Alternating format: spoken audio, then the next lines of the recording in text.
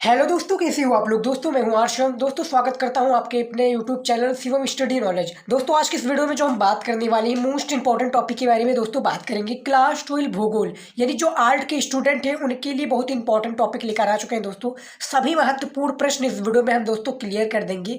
पूरा जियोग्राफी का महत्वपूर्ण प्रश्न उत्तर दोस्तों, वो चाहे अति उत्तरीय हो चाहे बहुविकल्पीय प्रश्न हो। देखिए जो पहला प्रश्न है, पहले बहुविकल्पीय प्रश्न से स्टार्ट करेंगे दोस्तों, क्योंकि बोर्ड एग्जाम में जो होता है बहुविकल्पीय प्रश्न आपके लिए काफ़ी इंपॉर्टेंट होता है और बोर्ड एग्जाम में इससे काफ़ी इंपॉर्टेंट क्वेश्चन जियोग्राफी में पूछे जाते हैं। आपको दोस्तों पता होगा 70 नंबर का आपका पूर्णांक होता है जो जियोग्राफी का होता है। 30 नंबर आपको कॉलेज की तरफ से जो प्रैक्टिकली होता है बेसिकली वो दिया जाता है। तो पूरा जियोग्राफी का महत्वपूर्ण प्रश्न है। पहला प्रश्न है आपके स्क्रीन पर दोस्तों, निम्नलिखित में से कौन सा एक पर्यटन नगर है। क्या है दोस्तों, पर्यटन नगर है दोस्तों। महत्वपूर्ण क्वेश्चन को ही सिर्फ हम देखेंगे, फालतू क्वेश्चनों को नहीं देखेंगे दोस्तों। मॉडल पेपर से रिलेटेड है, मॉडल पेपर से हमने क्वेश्चन को सारे लिए हैं कि किस प्रकार से आपको बोर्ड एग्जाम में दिया गया तो लिखना है दोस्तों। तो देखिए निम्नलिखित में से कौन सा एक पर्यटन नगर नहीं दोस्तों, आपको सेम इसी प्रकार से बोर्ड एग्जाम में भी लिखना है यदि आ गया तो दोस्तों। देखिए इसके प्रकार से आपको दोस्तों चार ऑप्शन दे दिए जाएंगे। चारों में से जो आपको लगे कि राइट आंसर है हमें कमेंट में जरूर बताइएगा। और आपको भी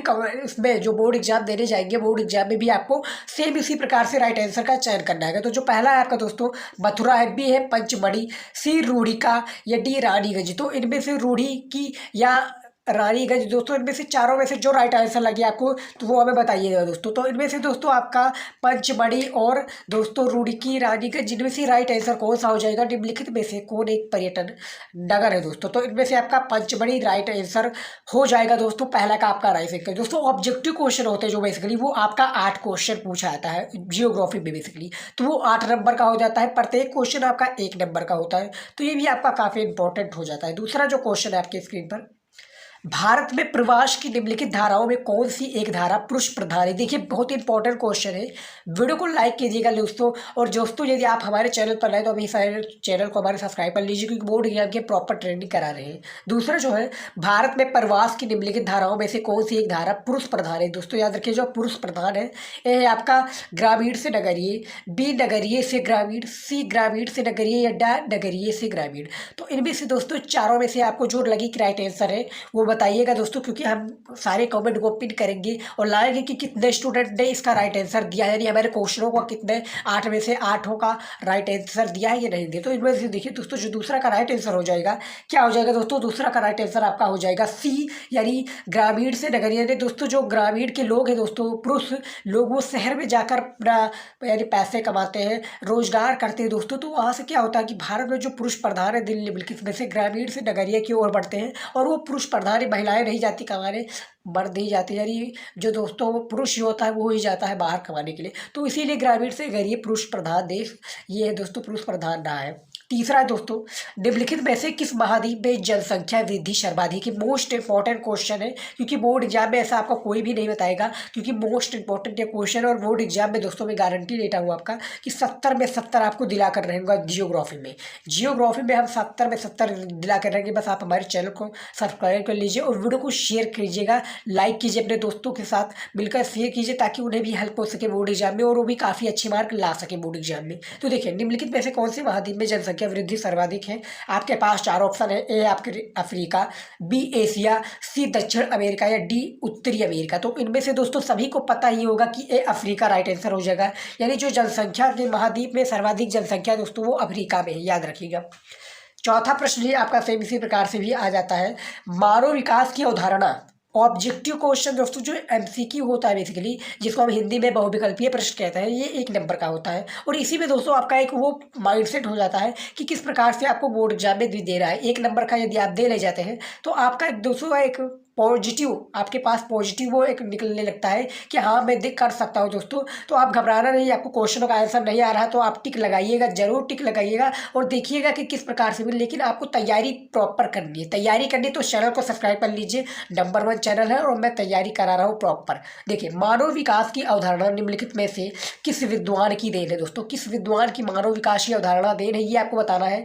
4 ऑप्शन है आपके पास, प्रो अहमद सेन की, रेटजल की या डॉक्टर महबूब उल हक की या एलन सैंपल जी की। तो इन चारों में से जो लगे कि मानव विकास की अवधारणा निम्नलिखित है तो वो हमें जरूर बताइएगा दोस्तों। तो इनमें से 4 का राइट आंसर क्या हो जाएगा, सी हो जाएगा। डॉक्टर महबूब उल हक ने मानव की अवधारणा काफ़ी लोग तो दोस्तों प्रो अमर सेन जी को लगाए होंगे, लेकिन इनमें से दोस्तों आपका, क्योंकि एग्जामिनर जो होता है यहीं पर आपका दिमाग परखता है कि किस प्रकार से स्टूडेंट दे सकते हैं दोस्तों। ये जहाँ पर ये सी वाला है, यहाँ पर दोस्तों बी पर ला सकते थे, वो ए पे भी ला सकते हैं और डी पे भी ला सकते थे, लेकिन वो सी पर लाए। देखिए क्या कहना है कि आपका राइट आंसर आपको पता होना चाहिए, वो ऑप्शन कोई भी लगा सकते हैं, तीर गलत हो सकता है, आपका एक ही सही रहेगा। तो देखिए डॉक्टर महबूब उल हक ने मानव विकास की अवधारणा की देन है दोस्तों, याद रखिएगा। चलिए अगले क्वेश्चन का और बढ़ लेते हैं। सेम इसी प्रकार से अगला क्वेश्चन भी रहेगा। इंपॉर्टेंट सभी क्वेश्चन है, बोर्ड एग्जाम से रिलेटेड है। यदि आप इन क्वेश्चनों को हल कर ले जाते तो मेरी गारंटी कि आप बोर्ड एग्जाम में काफ़ी अच्छा स्कोर करेंगी। तो पांचवा जो क्वेश्चन है, निम्नलिखित में से कौन सा देश भूमध्य सागरीय वनस्पति के लिए प्रसिद्ध है? चार ऑप्शन सेम इसी प्रकार से इसमें भी है। ए है आपका चीन, बी भारत, सी इंडोनेशिया या घा चिली, सॉरी डी इसमें आ जाना चाहिए था लेकिन घा आ गया। क्योंकि क्या होता है, छोटी छोटी गलती आपको नहीं करनी है, इस प्रकार से ये याद रखिएगा। और आपको यदि आपका दोस्तों क्या करना है, काफ़ी स्टूडेंट जो गलतियाँ हो जाती है तो इसको कट कर देते हैं इस प्रकार से, तो आपको कट नहीं करना, इस प्रकार से कट नहीं करना है आपको। बस जैसे चिल्ली है दोस्तों, तो इनमें से निम्नलिखित में से जो भूमध्य सागर वनस्पति के लिए प्रसिद्ध है दोस्तों, तो जो पाँचवा का राइट आंसर हो जाएगा वो हो जाएगा डी, यानी चिली इसका राइट आंसर हो जाएगा। अब दोस्तों जो राइट आंसर तो ये हो गया, लेकिन जो काफ़ी स्टूडेंट जैसे ये चिली गलत हो गया है, देखिए इस पर पीली लिख लिया है लेकिन ये चिली है दोस्तों। तो इनमें दोस्तों क्या करना है, बस आपको गलत है तो ऐसे इस प्रकार से एक लाइन अपना ब्लैक पेन से कर दीजिए, नहीं तो जो पेन आप यूज कर रहे हैं उसी से कर दीजिए। एग्जामिनर समझ जाएगा कि ये कटा है, ये गलत है, लेकिन इस प्रकार से यदि आप कर देंगे तो वो एक निगेटिव इम्पैक्ट पड़ता है एग्जामिनर को। वो सोचता है कि ये किस प्रकार से है, उसको साफ सफाई से लिखना है। यानी स्टूडेंट में मॉडल पेपर में सीधा दिया होता है कि साफ सफाई से अपना लिखे, क्योंकि बोर्ड एग्जामिनर जो होता है दोस्तों, वो कॉपी चेक करने आता है, आपका कॉपी चेक करता है और चला जाता है, देखता है कि किस प्रकार से है। और यदि इम्पैक्ट दोस्तों एग्जामिनर को गलत पड़ेगा तो वो एग्जामिनर में आपको नंबर भी काट सकता है, बोर्ड एग्जाम में आपको उस सब्जेक्ट में फेल भी कर सकता है दोस्तों। तो ये गलतियां जरूर नहीं करनी है आपको। छोटी छोटी जो ये गलती है दोस्तों, हमने एक वीडियो में बताया हुआ है, वीडियो आपको लिंक डिस्क्रिप्शन में मिल जाएगा, आप जाकर वो वीडियो भी चेकआउट कीजिएगा। तो 6 नंबर जो प्रश्न है इसको हम ये देख लेते हैं। परिवहन के समस्त साधनों में सबसे सस्ता दोस्तों, सबसे सस्ता साधन कौन सा है ये आपको बताना है। तो ए है आपका जल परिवहन, बी वायु परिवहन, सी सड़क परिवहन या डी रेल परिवहन। तो इनमें से आपका 6 का आंसर कौन सा हो जाएगा, हमें कमेंट में ज़रूर बताइएगा। बोर्ड एग्जाम में दोस्तों यदि आप अच्छा स्कोर करना है तो आपको दोस्तों पढ़ना तो जरूर पड़ेगा। और जियोग्राफी में बेसिकली ये बोरिंग सब्जेक्ट है, काफ़ी लोग इसको पढ़ना नहीं चाहते, लेकिन आपको पढ़ना पड़ेगा क्योंकि आर्ट्स में है और आर्ट्स वालों की दोस्तों बेसिकली वैल्यू नहीं होती, लेकिन आपको वैल्यू बनानी पड़ेगी। ये जियोग्राफी का सब्जेक्ट है दोस्तों, तो जियोग्राफी में आपको ध्यान लगाना है, पढ़ना है दोस्तों, क्योंकि इनमें से जो आपका 6 का राइट आंसर हो जाएगा वो हो जाएगा जल परिवहन। लेकिन जो सबसे सस्ता साधन है दोस्तों वो जल परिवहन ही माना जाता है। अब हम बढ़ लेते हैं 7वां नंबर क्वेश्चन की ओर। निम्नलिखित में से कौन जैविक संसाधन है दोस्तों, निम्नलिखित में से जो कौन है वो जैविक संसाधन है? ए है आपका वायु, बी लोहा, सी सोना या डी वनस्पति। 4 ऑप्शन से इसी प्रकार से आपका बोर्ड एग्जाम में भी पूछा जाएगा। यदि आपको इसका आंसर आता है तो कमेंट में जरूर इन्फॉर्म कीजिएगा, नहीं तो हम तो बताएंगे दोस्तों। तो इनमें से 7वें का राइट आंसर कौन सा हो जाएगा कि निम्नलिखित में से कौन जैविक संसाधन है? आपके पास 4 ऑप्शन है दोस्तों, कमेंट में जरूर जल्दी जल्दी इसका आंसर हमें बताते रहिए। तो जो 7वां नंबर का राइट आंसर कौन सा हो जाएगा, डी हो जाएगा दोस्तों, वनस्पति। क्या है, जैविक जो संसाधन है बेसिकली दोस्तों वो है वनस्पति। पसंद होगा दोस्तों। देखिए 8वां क्वेश्चन सेम इसी प्रकार से है। छोटे दुकानदार जो उपभोक्ता को सीधे ही सामान बेचते हैं वो कहलाता है दोस्तों। ये सभी जो क्वेश्चन है याद रखिएगा, सभी हमने क्वेश्चन इसको छठे क्वेश्चन है, क्योंकि बोर्ड एग्जाम में हमने देखा कि ये कई सालों से जो क्वेश्चन आ रहे हैं दोस्तों, ये कई सालों से बोर्ड एग्जाम में पूछे आ रही है सभी क्वेश्चन, तो इम्पॉर्टेंट है इसीलिए हमने लेकर आया हूँ। तो वीडियो को लाइक कर दीजिएगा इसी बात पर, क्योंकि ऐसा कोई भी आपको नहीं बताएगा दोस्तों। हम सभी की आपको प्रॉपर ट्रेनिंग कराए हो, चाहे दोस्तों सोशियोलॉजी की हो, जियोग्राफी की हो या पॉलिटिकल साइंस या इकोनॉमिक्स की हो या हिंदी इंग्लिश कुछ भी हो दोस्तों, हम प्रॉपर ट्रेनिंग करा रहे हैं। हमारा जो टारगेट है दोस्तों कि बच्चों का जो 90% या 95% स्कोर है वो काफ़ी अच्छे से कर पाए। तो आप टारगेट दोस्तों फिक्स रखिएगा, हम आपके टारगेट को पूर्ण करेंगे। तो देखिए छोटे जो दुकानदार है, जो उपभोक्ता है, वो सीधे सामान बेचते हैं, वो क्या कहलाता है? तो ये आपको बताना है। ए है आपका फुटकर विक्रेता, बी थोक विक्रेता या सी निर्माता या डी इनमें से कोई नहीं। तो इनमें चारों से राइट आंसर कौन सा हो जाएगा दोस्तों? जो छोटे दुकानदार है वो सामान बेचते हैं वो क्या कहलाता है दोस्तों? तो 8वें का राइट आंसर दोस्तों इनमें से आपका ए हो जाएगा, फुटकर विक्रेता कहलाता है। यानी दोस्तों क्या होता है कि जो छोटे दुकानदार होते हैं बेसिकली वो बड़े दुकानों से जाकर सामान लेते हैं, और सामान लेते हैं दोस्तों तो वो गाँव समाजों में बेचते हैं, तो वो एक एक दो जिससे दोस्तों वो इकट्ठा लिए 500 रुपये का सामान जो बड़े दुकानदार से, और 500 रुपये से लेकर जो छोटी दुकान है वो आकर एक एक रुपये में बेचता है दोस्तों, तो वो क्या कहलाता है? फुटकर विक्रेता कहलाता है। तो इसका लाइव एग्जाम्पल सेम इसी प्रकार से। 9th नंबर जो क्वेश्चन है आपका ऑब्जेक्टिव क्वेश्चन जिसे हम बहुविकल्पीय प्रश्न कहते हैं, सेम इसी प्रकार से यदि आप बोर्ड एग्जाम में भी लिखेंगे तो आपको जो एग्जामिनर होता है राइटिंग में सबसे दोस्तों राइटिंग सबसे एक स्किल ऐसी है कि यदि आप दोस्तों पढ़ने में भी कमजोर छात्र हैं, राइटिंग आपकी अच्छी बैठी है तो आप बोर्ड एग्जाम में टॉप भी कर सकते हैं। तो राइटिंग आप इंप्रूव कीजिएगा दोस्तों, राइटिंग से एग्जामिनर जो होता है इंप्रेस होता है, राइटिंग ही देखता है आपका राइटिंग काफ़ी अच्छा है तो वो आपको एक्स्ट्रा मार्क्स भी दे देता है। तो आपको तैयारी इतना बढ़िया से करनी है और राइटिंग पर फोकस अपने करने की, ज़्यादा से ज़्यादा आपकी अच्छी राइटिंग हो और बोर्ड एग्जाम में आप लिख पाए दोस्तों। तो देखिए 9th नंबर जो क्वेश्चन है,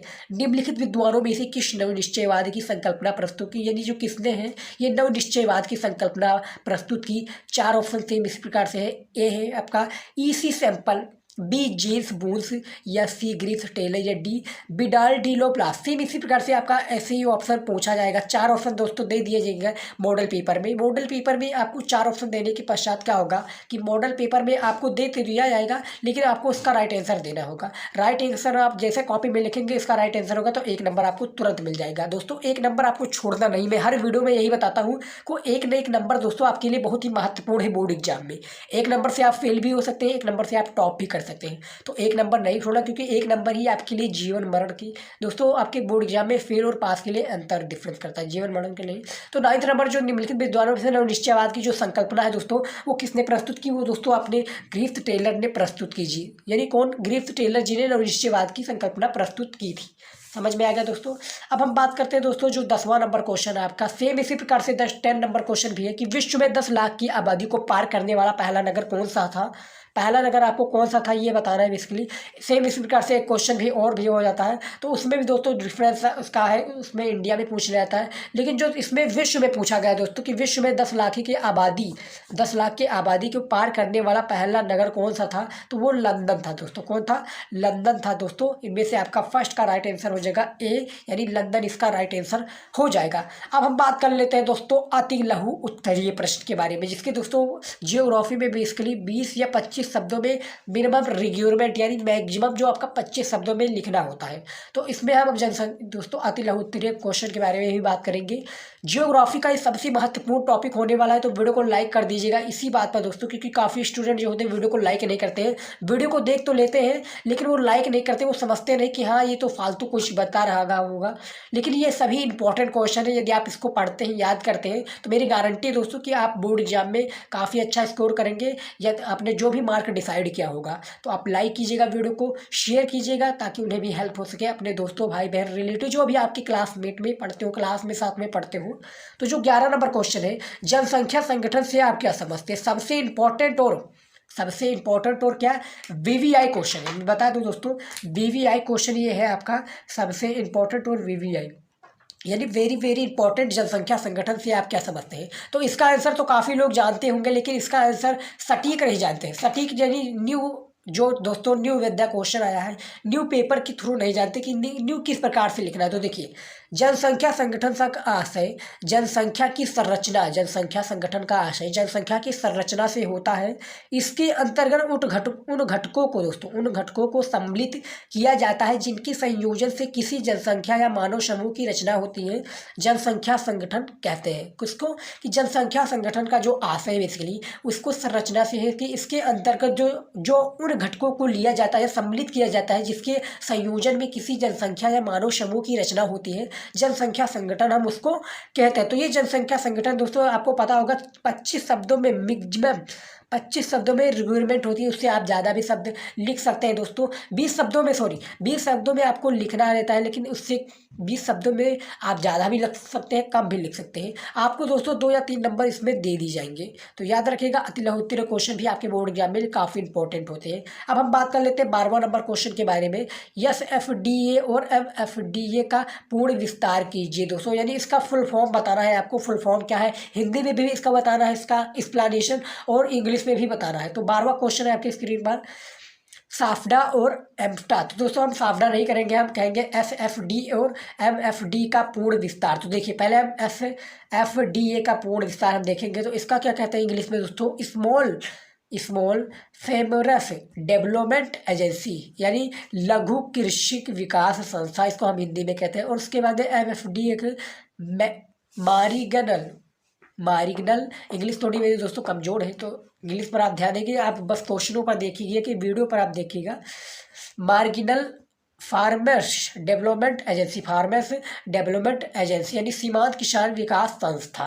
तो ये दोस्तों SFDA और MFD का पूर्ण यानी फुल फॉर्म, और उसका दोस्तों क्या हो दोस्तों विस्तार फॉर्म इसी प्रकार से हिंदी में और इंग्लिश में भी सेम इसका फुल फॉर्म इसी प्रकार से निकलता है दोस्तों। तो ये 12 क्वेश्चन आपको हो गया। सेम इसी प्रकार से दोस्तों ज़्यादा बड़े नहीं पूछे जाते हैं, अति लघुद्देश्य क्वेश्चन शॉर्ट में ही पूछे जाते हैं, लेकिन आपका 2-2, 3-3 नंबर के लिए काफ़ी इंपॉर्टेंट ये होते हैं।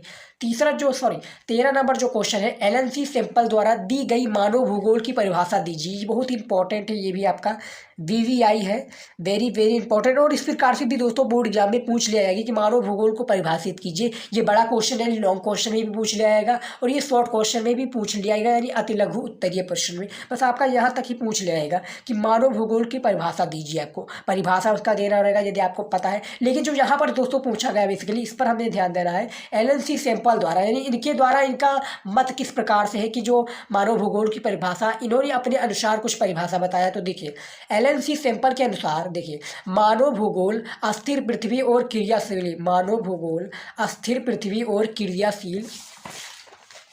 क्रियाशील मानव के बीच परिवर्तनशील संबंधों का अध्ययन है, मानव के बीच परिवर्तनशील संबंधों का अध्ययन है।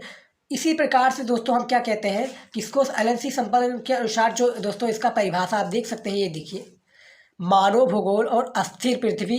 देखिए LNC सैंपल के अनुसार मानव भूगोल अस्थिर पृथ्वी और क्रियाशील मानव के बीच परिवर्तनशील संबंधों का जो अध्ययन है, हम इसी को दोस्तों भूगोल कहते हैं, मानव भूगोल कहते हैं। तो ये समझ में आ गया। सभी ये क्वेश्चन जो है इंपॉर्टेंट है, VVI है। बस इसी वीडियो पर आप लाइक कर दीजिए दोस्तों। यदि आप कहेंगे नेक्स्ट वीडियो कुछ कोई और टॉपिक पर बनाने के लिए इंपॉर्टेंट क्वेश्चन पर, तो उस पर भी बनाएंगे। बस आप कमेंट कीजिएगा प्यारा सा, हम सभी का दोस्तों आपका कमेंट पढ़ते हैं, आप देखिएगा कमेंट पढ़िएगा, अच्छा सा कमेंट कीजिएगा, हम आपको एक वीडियो डेडिकेटेड बनाकर दे देंगे जो आपकी बोर्ड एग्जाम के लिए हेल्पफुल होगा। और जो मैं दोस्तों ये सभी बता रहा हूँ ये सभी इंपॉर्टेंट रहता है क्वेश्चन। और इसमें यदि आपको मैं बताता भी हूँ कि किस प्रकार से आपको लिखना, राइटिंग में देखते हैं दोस्तों, मैं देख सकता हूँ मेरी राइटिंग इतनी भी अच्छी नहीं है, लेकिन हाँ राइटिंग थोड़ी तो अच्छी है कि बोर्ड एग्जाम में दोस्तों एग्जामिनर जो है थोड़ा इंप्रेस हो सकता है दोस्तों। तो देखिए जो 14 नंबर क्वेश्चन है, नियोजित ग्रामीण बस्तियां का अर्थ समझाइए दोस्तों। अब यहाँ पर देखिए दोस्तों हमने किस पर लिख दिया था, तो देखिए दोस्तों हमने इस प्रकार से गोच नहीं दिया है, सिर्फ हमने देखिए, तो आपको भी देखने में काफ़ी अच्छा लग रहा होगा कि देखिए नियोजित ग्रामीण बस्तियां यहाँ पर कटा है। तो ये तो समझ के आ गया, सभी को समझ में आ जाता है कि नियोजित ग्रामीण बस्तियां का अर्थ समझाइए। किस पर आपको कोई नहीं ध्यान देता क्योंकि यहाँ पर कट का निशान लग चुका है। तो यहाँ पर इसी छोटी छोटी गलतियों पर आपको ध्यान देना है, क्योंकि छोटी छोटी गलतियाँ जब एग्जामिनर पकड़ने लगता है दोस्तों तो आपको काफ़ी परेशानी का सामना करना पड़ेगा, याद रखिएगा। तो देखिए नियोजित ग्रामीण बस्तियों का